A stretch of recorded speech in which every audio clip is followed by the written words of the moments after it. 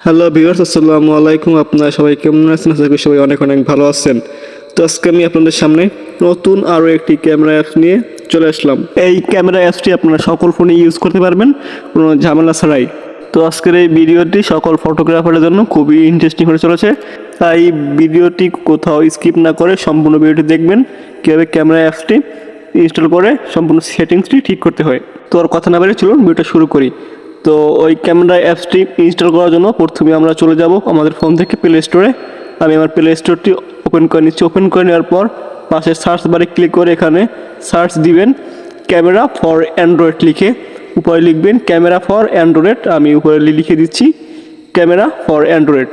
তো camera for Android লিখে এখানে সার্চ করে দিবেন। সার্চ দেওয়ার পর দেখতে পাচ্ছেন সর্ব উপরে যে একটি অ্যাপ চলে আসে যে camera for Android first snap. তো আপনারা অ্যাপসের লোগোটি ভালোভাবে দেখে নেবেন এবং আপনারা এই অ্যাপসটি প্লে স্টোর থেকে আপনারা ইনস্টল করে নেবেন।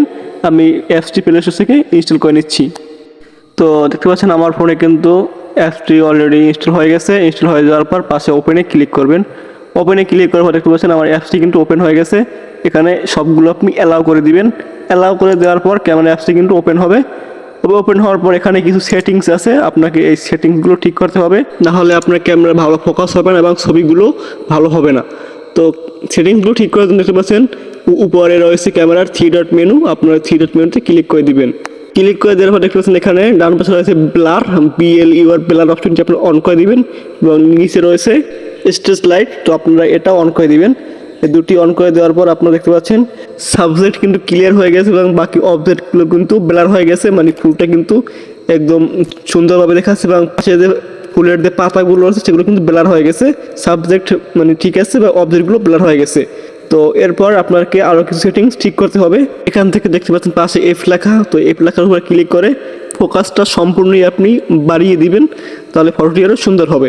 এরপর আপনাকে এখানে একটি ফিল্টার লাগাতে হবে। দেখতে পাচ্ছেন উপরে ফিল্টারের আইকন, আপনারা উপরে ফিল্টার আইকনে ক্লিক করবেন। ক্লিক করে দেওয়ার পর পাশে আপনারা স্ক্রল করবেন।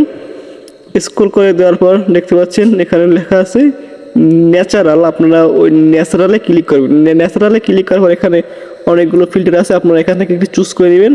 আমি এখান থেকে একটি ফিল্টার চুজ করলাম। চুজ করার পর এটি আপনি চাইলে 100 রাখবেন নাকি কমিয়ে দিবেন সেটা আপনার ইচ্ছা। আমি এখান থেকে ফিল্টার কমিয়ে দিলাম, কমিয়ে এটাকে আমি 15 রাখলাম।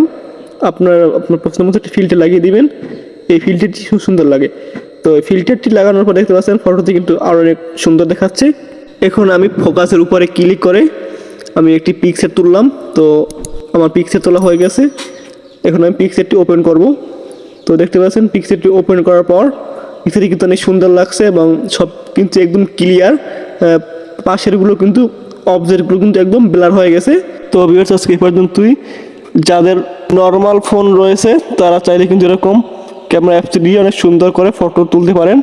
আর ভিডিওটি ভালো লাগলে অবশ্যই লাইক কমেন্ট শেয়ার করবেন। আমার সবসময় আমার চ্যানেল সাবস্ক্রাইব করে পাশ থেকে বেল আইকনটি অন করে দিবেন। ধন্যবাদ সকলকে।